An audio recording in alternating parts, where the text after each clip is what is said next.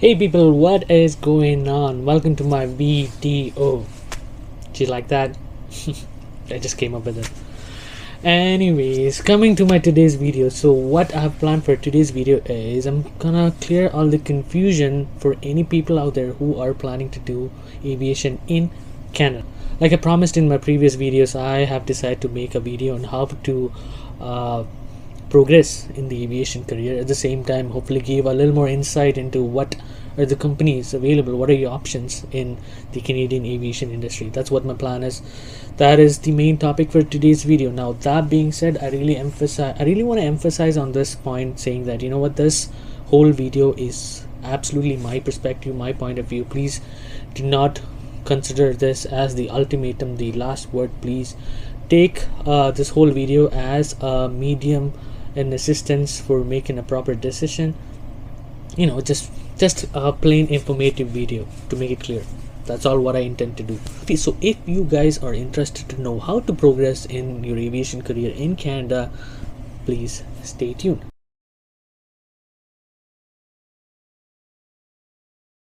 Okay, without any further delay, let me jump right into the topic. I have some notes set up for this video so that I don't screw up. Okay, now let's imagine you completed your commercial, right? Just the commercial part, no multi IFR. You have your just a single engine rating, and you're like, what jobs do I have? Okay, so some of the jobs that you can expect with just a single engine commercial pilot license is jobs like sightseeing, you know, where you take people for sightseeing, or skydiving, transportation.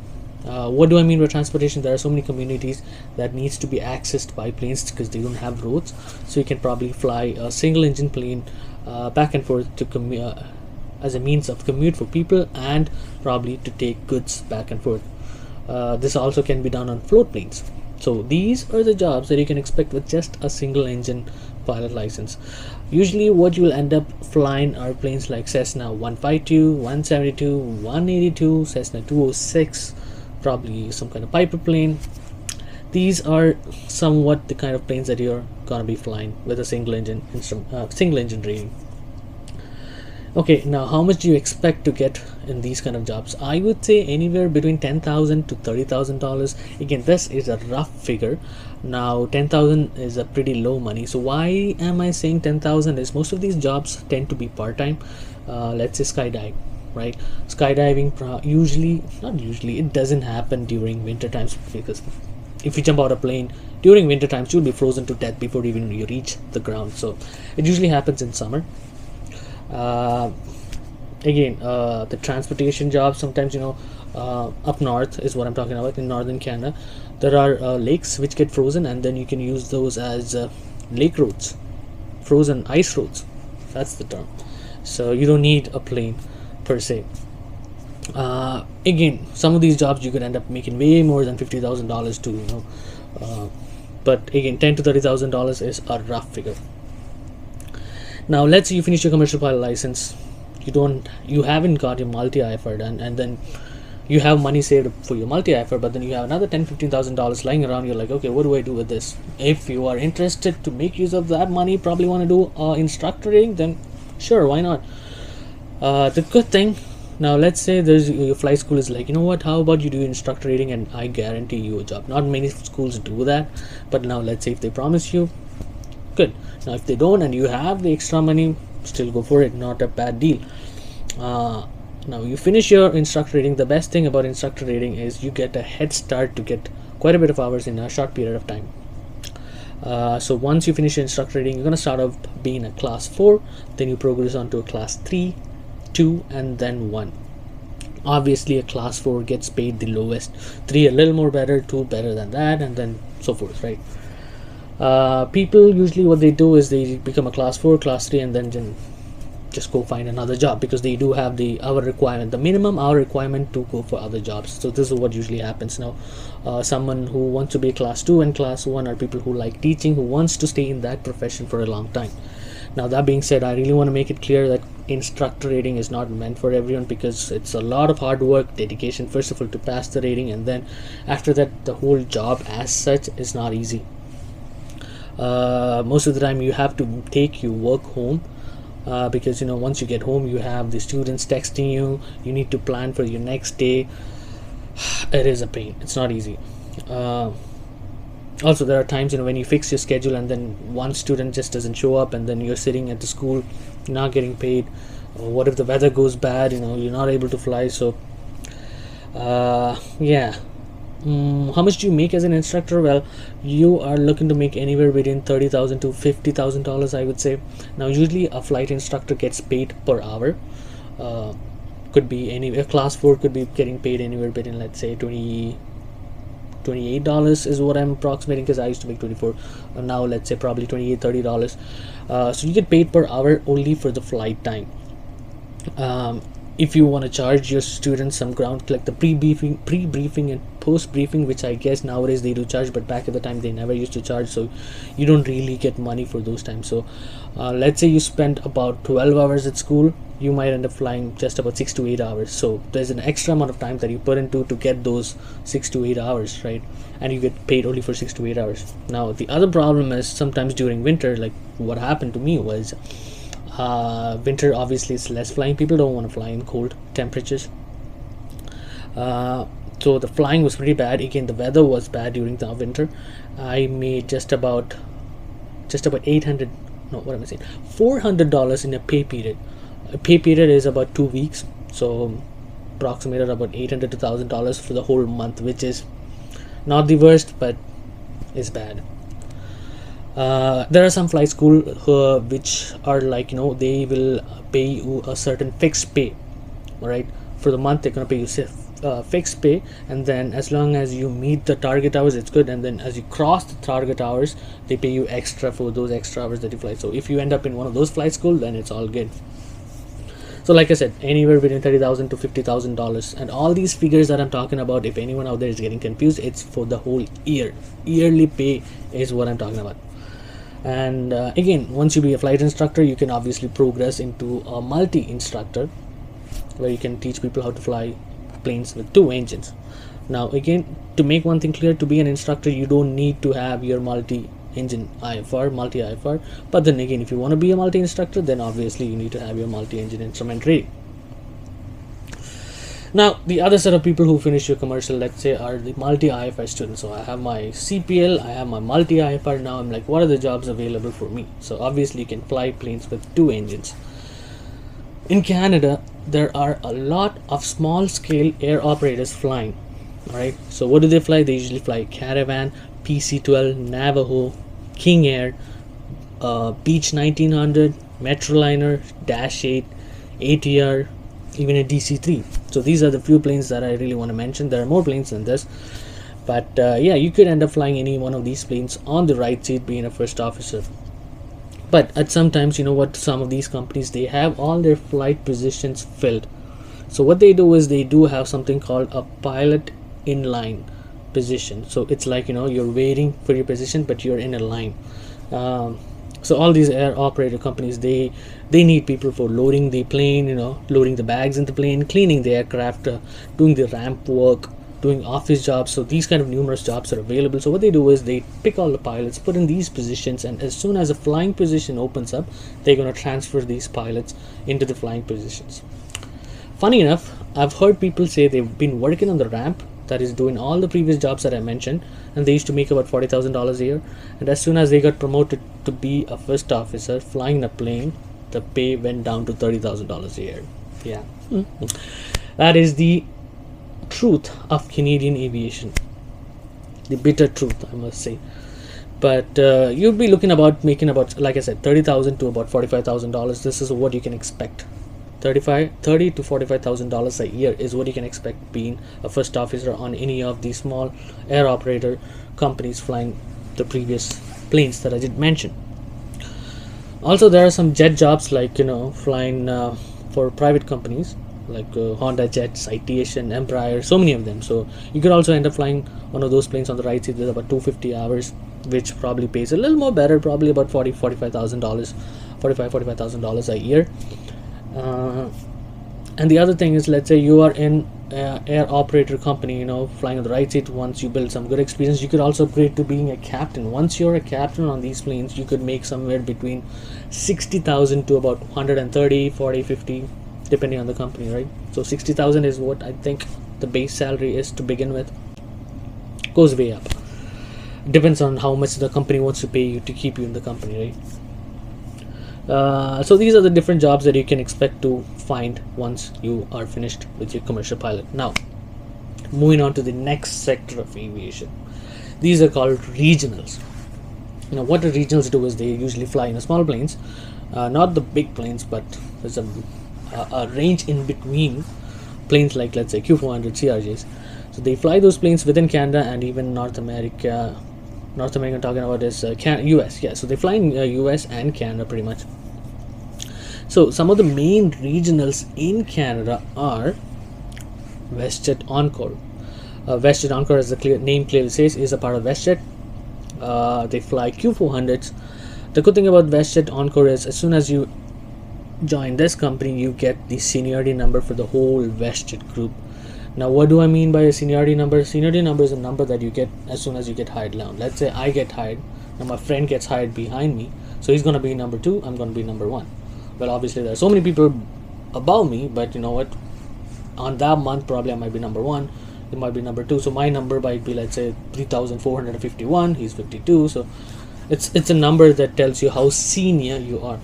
So the good thing about the seniority number is, the sooner you get into a good airline, the higher your seniority number is, the better schedule you can build, and with better schedule, obviously you have a better life. So that's why I tell all the people who are interested to get into airlines, you know what, please get to the airline that you really want to get into as soon as possible. So the sooner you get into, the better it is, because the seniority number you get as soon as possible, and then it keeps on building, and the better schedule you can do, and obviously have a better life. So like I said, the WestJet whole it's a big one list. So as soon as you enter, you have your seniority number, so that's good. Usually what they fly is Q400s. I don't know if I did mention that. So Q400s is what they fly. The pay approximately, what you're looking at, is about $45,000.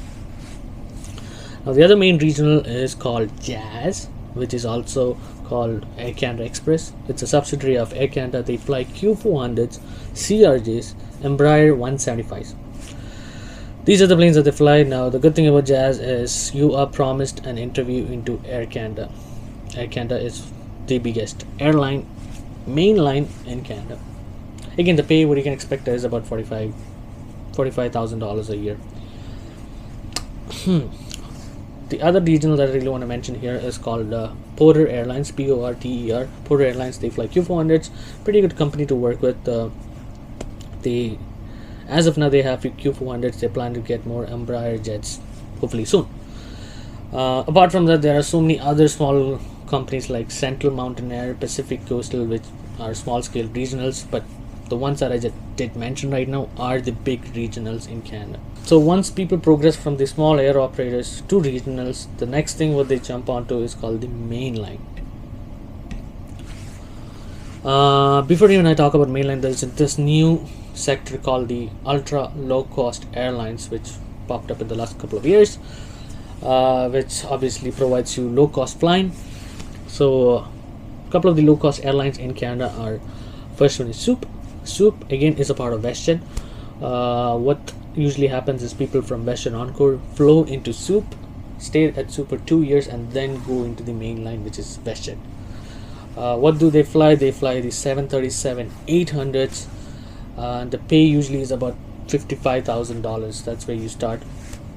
The other thing about Soup is, now let's say you have about, let's say, 2,000 hours. Now you're probably a captain on one of the air operator companies that I said, flying a King Air, Metroliner, Dash 8, whatever. If you have 2,000 hours, you could probably even directly apply into these companies. You could also directly apply into mainline, but obviously you need more hours. But about 1,500 to 2,000 hours you could apply into these companies like Soup. And the next low cost airline is called Flair. They fly 737 and Max, 737 Max. Again, their pay is approximately anywhere between $50,000 to $55,000. Again, I want to make it clear, so people who are flying in the air operators, flying a King Air, Metroliner, Dash, whatever, they don't really have to go via the regionals. They could even directly apply into these companies if they have the hours. So what usually the low cost airlines hire is, the threshold is 2000 hours. Okay, now talking about the mainline. Well, first mainline that I want to talk about is Air Canada. It is the flag carrier most of the people knows about Air Canada. What do they fly? They fly a wide variety of fleet. What do they fly? 737 Max, 767s. These are the Boeings, by the way, if anyone doesn't know about it. So Boeing 737 Max, 767, 777, 787, the Airbus 330, 320, 220. I did happen to fly in the 220, and it's an amazing plane. I love it. So usually, what are the pay in an Air Canada when you started? You're looking at about $58,000, $58,000 to $60,000. Again, don't be fooled by the low income that you see here. Again, down the lane, as year goes by, as your seniority goes up, the pay is going to change drastically. So you start off with about $60,000. The next mainline that I want to talk about is WestJet. Of course, they fly the 737. The fleet is mostly 737s. Now recently they bought the Maxes and 787s. What I like about this company is they have a big potential, because they're going to be a big competitor for Air Canada in the international market. The pay is again like same like Air Canada. They start about $50,000-$60,000, and like I mentioned, the pay is gonna increase drastically as the year goes by. The last airline that I really want to mention here is called Air Transat. It is a French company based out of Quebec in Montreal. They fly 320s, 330s. Again, the pay is pretty much the same.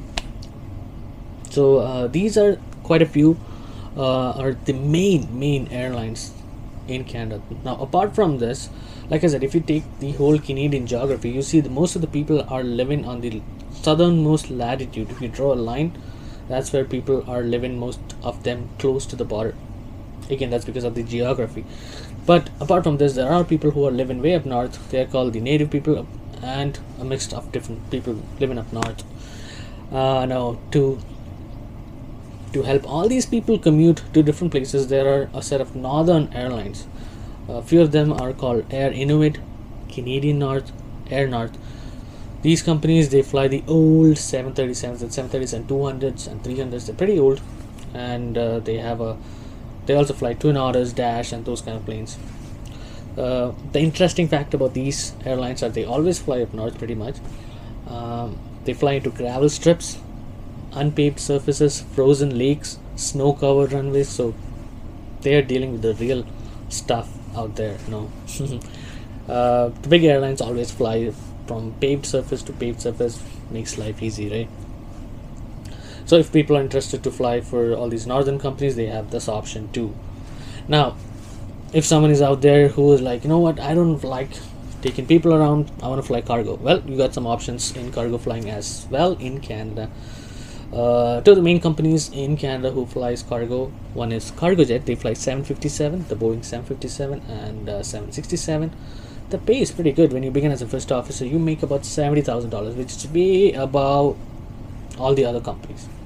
Again, because it's a cargo flying. Now, the thing about cargo flying is you might be probably flying at night. You might have a 2 a.m. start, 12 a.m. start, that kind of stuff, and then you don't get much of a flight benefits too. The other good cargo company is called Morningstar. They fly for FedEx, fly the Boeing 757s. They also have the ATRs and the Cessna Caravans. The pay, I believe, should start about $50,000. Again, as you progress into bigger planes, more the money. So I hope I have made it clear for those people what pretty much the aviation looks like. Now, the one thing that I really want to make clear is, again, if you are flying in a small operator, you have about 3,000, 4,000 hours, you could probably even apply directly to the mainline like Air Canada or WestJet. Nowadays, they don't even ask for 4,000 hours. People with just about 2,500 hours get hired into the mainline. So you can just skip the whole regional part as such. And nowadays, regionals previously used to hire people with only 1,000 hours, but nowadays they're looking at about 250-hour pilots too. So that's a good thing if you're looking to be a pilot. So if you did like my video, please hit the like button, and if you have any questions, please do type in the comments below, and do subscribe if you like it. Alright guys, until next time, take care.